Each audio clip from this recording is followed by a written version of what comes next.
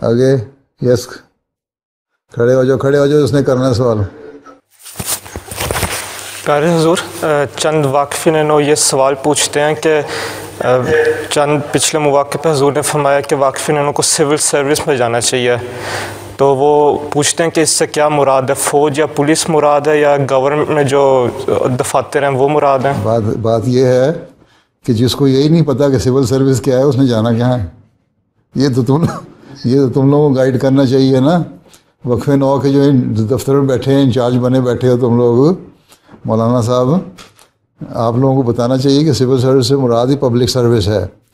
Public service میں local council office سے لے کے up to the prime minister secretariat تک جتنے آفیسز ہیں یہ ساری پبلک سروس میں آتے ہیں. ٹھیک ہے.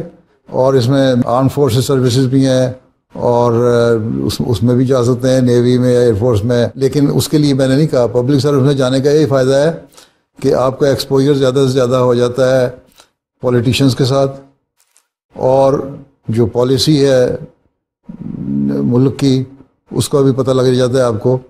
تو اس لحاظ سے پھر آپ جماعت کے بھی کام آ سکتے ہیں اور احمدیوں کے بھی کام آ سکتے ہیں.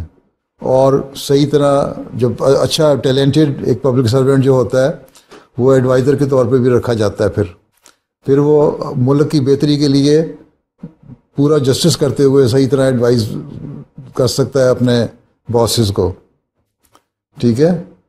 اور صحیح طرح آنیسٹلی کام کر سکتا ہے، پبلک میں جسٹس کر سکتا ہے جہاں جہاں دیکھے نقص ہے. اس لیے میں نے کہا تھا public service council level to prime minister house level, secretariat level, ہر جگہ جہاں جہاں جسٹس کا جتنا پوٹینشیل، جتنا ٹیلنٹ ہے اس کے حساب سے اس کو سروس مل جائے گی. یہ میں نے کہا تھا. باقی آرمی اور پولیس وغیرہ میں جانا تو شک جائے، پولیس میں بھی جا سکتے ہیں. پولیس میں بھی لا انفورسنگ ایجنسیز کے ساتھ کام کرنے کے لیے بڑا ضروری ہے. ٹھیک ہے. جی حضور.